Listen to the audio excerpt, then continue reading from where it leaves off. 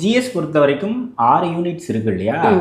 புதுசாக படிக்க தொடங்குறவங்க இல்லை ஜிஎஸ் ஸ்டார்ட் பண்ணணும் அப்படின்னா எங்கேருந்து படிக்க ஸ்டார்ட் பண்ணலாம்? இல்லை எதுக்கு ப்ரியாரிட்டி கொடுக்கலாம்? இதுக்கு முக்கியத்துவம் கொடுத்து படிக்கலாம் அப்படின்னு சொல்லுங்கள். ஓகே.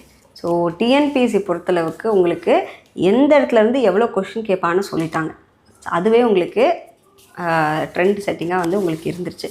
ஸோ இந்த ப்ளூ பிரிண்ட் படி போகணுன்னா நீங்கள் தமிழ்நாடு ஹிஸ்ட்ரி ஆர் பாலிட்டி அதை ஃபஸ்ட்டு படிக்கணும். அதுக்கு அடுத்தது நீங்கள் எக்கானமிக்கு வாங்க. ஓகேயா? So Tamil Nadu history or polity இதில் எது வேணால் நீங்கள் ஷிஃப்ட் பண்ணிக்கலாம். ஆனால் அதுக்கு அடுத்தது எக்கானமி வாங்க. எக்கானமியில் நிறையா ஸ்டூடெண்ட்ஸ் பண்ணுறது ஸ்கிப் பண்ணிட்டு போவாங்க. இது கஷ்டமாக இருக்குது, புரிய மாட்டேங்குது அப்படின்னு. ஆனால் அதை மட்டும் பண்ணாதீங்க.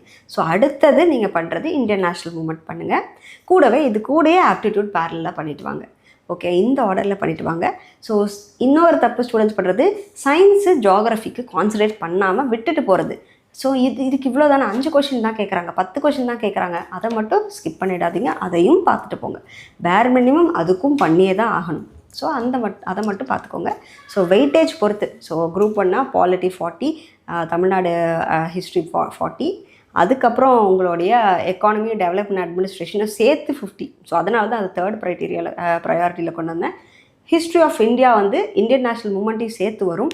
அதை வந்து நீங்கள் இந்தியன் நேஷ்னல் மூவ்மெண்ட் படிச்சுட்டு அடுத்த 2nd ப்ரையாரிட்டியில் ஹிஸ்ட்ரி ஆஃப் இந்தியா, அதாவது ஏன்ஷியன் மெடிவல், உங்களுடைய 11th ஹிஸ்ட்ரி புக் இருக்கு இல்லையா, அதை வந்து அப்பார் படிங்க. ஸோ 12th ஹிஸ்ட்ரி புக்கை ஃபஸ்ட்டு படிக்கணும். அதுலேருந்து நிறைய கொஷின்ஸ் ஈஸியாக கேட்பாங்க. அதனால்